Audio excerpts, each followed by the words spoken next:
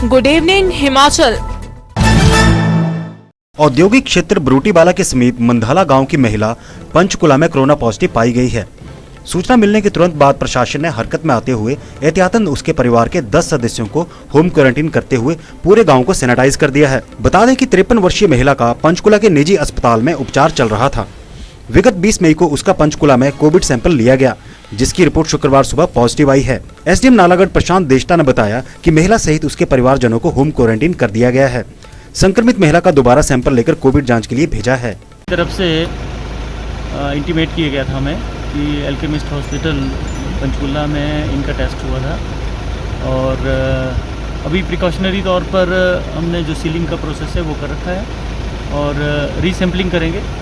फिर health authorities के साथ कंसल्ट करके इनको कोविड केयर सेंटर में रखना है या हॉस्पिटल में शिफ्ट करना है या फिर होम क्वारंटाइन करना है जब तक कि रिपोर्ट्स नहीं आती, क्योंकि प्राइवेट लैब से हुआ है तो अभी थोड़ा हमें वेट करना पड़ेगा।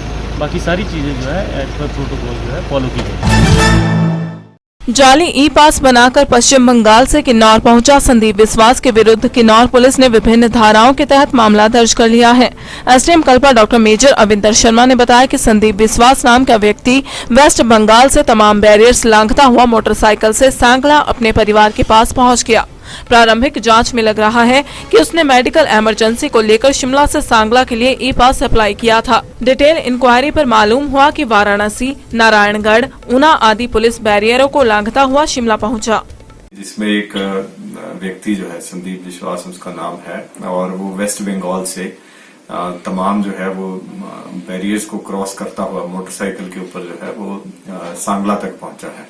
जहां तक सांगला उसका आने का सवाल है तो उसने प्राइमरी फेसी ऐसा लग रहा है कि झूठी इन्फॉर्मेशन दी है। मेडिकल इमरजेंसी के ऊपर उसने ई पास के लिए अप्लाई किया था शिमला से सांगला के लिए, जो कि जब उसे ई पास दे दिया गया तो उसके उपरांत वो जो है शिमला से जर्नी करता हुआ सांगला तक पहुंचा। लेकिन जहां तक उसका वेस्ट बंगाल से शिमला तक पहुंचने का सवाल है तो उसकी डिटेल्ड इंक्वायरी की गई तो वो वाराणसी और नारायणगढ़, ऊना, ये सारे बैरियर्स जो है इनको क्रॉस करता हुआ यहाँ पर पहुंचा है और उसके खिलाफ जो है हमारे पुलिस विभाग ने झूठी इन्फॉर्मेशन देने के लिए और ये जो क्वारंटाइन नियम है इनका उल्लंघन करने के लिए उसके खिलाफ एफआईआर दर्ज कर ली गई है और पुलिस विभाग इसके ऊपर आगामी कार्रवाई कर रहा है।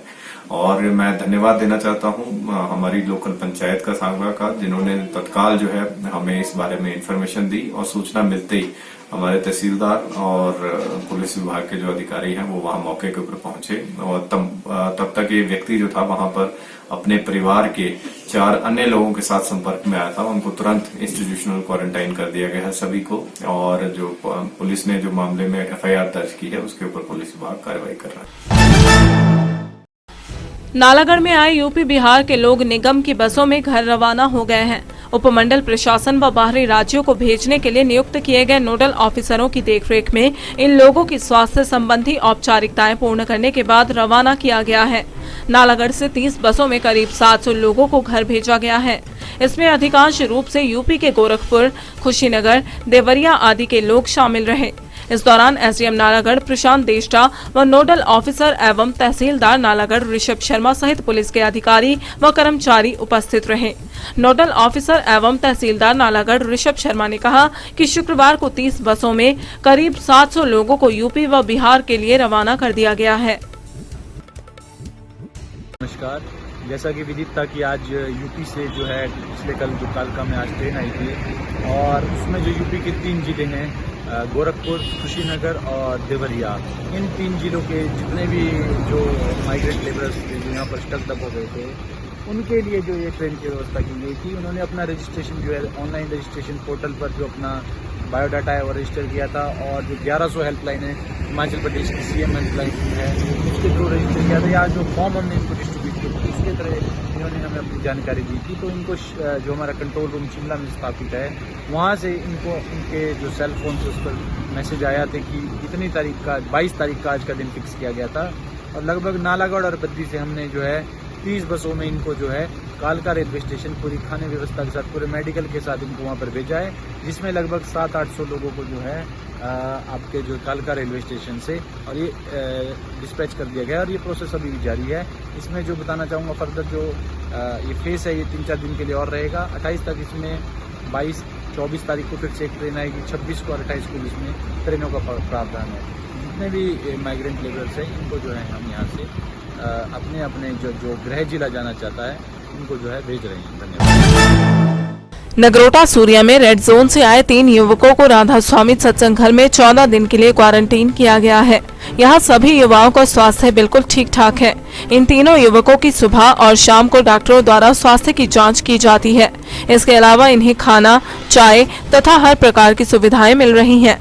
तीनों युवा आपस में डिस्टेंस रखकर बातचीत भी करते हैं। यह जानकारी नगरोटा सूर्या की खंड विकास अधिकारी ओशिन शर्मा ने दी। उधर इन युवाओं को आए हुए 5 दिन हो गए हैं। इनकी देखरेख के लिए 4-4 घंटे के लिए अध्यापकों की ड्यूटी लगाई गई है।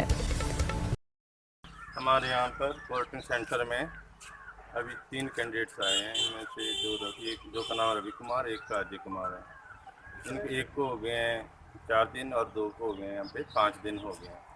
और सभी को तीनों टाइम लंच, ब्रेकफास्ट और डिनर खाना दिया जा रहा है। 2 टाइम इनको चाय दी जा रही है और 2 टाइम में हमारे यहाँ डॉक्टर साहब सुबह 10 बजे और शाम को 4 बजे डेली इनका चेकअप हो रहा है। और उनको किसी भी प्रकार की यहाँ पे कोई भी जो है असुविधा नहीं हो रही है। किसी को भी बाहर नहीं आने दिया जा रहा है।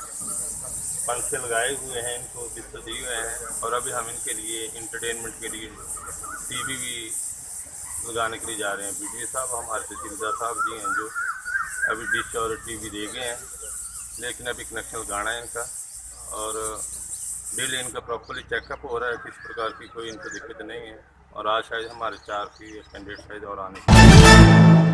पिछले दिनों हुई बारिश से जहां धीरा के आलू उत्पादकों को नुकसान का दंश झेलना पड़ा है, वहीं अब लीची की फसल करीब 50% तबाह होने से बागवान चिंतित हैं। उनका कहना है कि अब तक हुई बरसात से लीची की 50% फसल तबाह हो चुकी है और यदि आने वाले दिनों में मौसम फिर से करवट बदलता है तो और अधिक फसल के प्रभावित होने की आशंका से इनकार नहीं किया जा सकता। उपमंडल धीरा के तहत आने वाली ग्राम पंचायत पनापर के बागवान कविंद्र सिंह ने बताया कि लीची की फसल पौधों में लगी बीमारी के कारण तबाह हो गई है। गर्मियां शुरू होते ही वन्य क्षेत्रों में आग लगनी शुरू हो जाती थी, लेकिन इस बार लॉकडाउन का फायदा कहीं न कहीं वन विभाग को भी हुआ है। लॉकडाउन से चिंतपूर्णी क्षेत्र के जंगल अभी तक सुरक्षित हैं। हर बार वनों में अप्रैल माह से ही आग लगनी शुरू हो जाती थी और मई के आते आते आधे से ज्यादा जंगल जल जाते थे। साथ ही वन्य प्राणी भी इसमें भस्म हो जाते थे। भरवाई बीट के रेंज अधिकारी प्यार सिंह ने कहा कि लोगों को समय समय पर जागरूक किया जा रहा है। कहीं न कहीं लॉकडाउन की वजह से अभी तक आग लगने की कोई घटना नहीं हुई है। आज की गर्मियों में आग की बात करें अगर 2018 में लगभग 17 हेक्टेरिया फायर से जला। हमने वन विभाग ने एक नई स्ट्रेटजी तैयार करी लोगों को जागरूक करने की और 2019 में उस पर हमने काम करना शुरू करा। नतीजा ये हुआ कि लोगों को जागरूक करने के अच्छे परिणाम हमारे सामने आए और हमारा एक कनाल एरिया भी गर्मियों में आग की चपेट में नहीं आया। हालांकि मार्च से ही गर्मियों का प्रकोप शुरू हो जाता था और आग लगने शुरू हो जाता। इस बार लॉकडाउन के कारण भी हमें एक अनुकूल जो है माहौल मिला है। लोग लॉकडाउन में बाहर नहीं निकल रहे हैं और मौसम का भी हमें सहयोग मिल रहा है और साथ साथ इन सारी बातों को अगर देखा जाए तो लोगों का हमें बहुत ही सहयोग मिल रहा है। और हम इस बार हम गाड़ी में स्पीकर लगा के हम लोगों को उनके घरों के आसपास सड़कों पे हम उनको स्पीकर ऑन करके लोगों को आग से जंगलों को बचाने के लिए जागरूक कर रहे हैं। हम लोगों से विनती कर रहे हैं, अनुरोध कर रहे हैं कि आप वो अपने घासनी में आग ना लगाएं। यही आग जो है वो जंगलों की तरफ जाती है और आग से बहुत ही एक बहुत बुरा इम्पैक्ट एक हमारे पर्यावरण पर पड़ता है। मुख्यतः 2 वर्गों में वनों को बांटा गया है, नुकीली पत्ती वाले वन और चौड़ी पत्ती वाले। जो वाइल्ड लाइफ है वो चौड़ी पत्ती वाले जंगलों में ज़्यादा रहती है क्योंकि वहाँ जो घास पत्ती ज़्यादा होती है खाने के लिए। चील के जंगलों में जो आग है वो बहुत ही भयानक रूप धारण कर लेती है। तो मेरा तो लोगों से यही अनुरोध है कि भाई वो वन विभाग का सहयोग करें। ग्लोबल वार्मिंग की बात करें अगर तो पेड़ पौधे ही एक ऐसा वो है, साधन है जो ग्लोबल वार्मिंग को इस तापमान को नीचे ला सकते हैं। अगर ये तापमान बढ़ता गया तो नतीजा ये होगा कि ग्लेशियर सारे पिघल जाएंगे और ये पानी सारा समुद्रों में इकट्ठा होगा। समुद्रों में इसका जो एक एवरेज स्तर है उससे ऊपर ये पानी जाएगा और जो समुद्रों के आसपास शहर बसे हैं वो जलमग्न हो जाएंगे। तो ये गर्मी तापमान की बढ़ोतरी को रोकना सिर्फ और सिर्फ पेड़ पौधे ही इस तापमान को में गिरावट ला सकते हैं और इनको आग से बचाना हर इंसान का कर्तव्य है।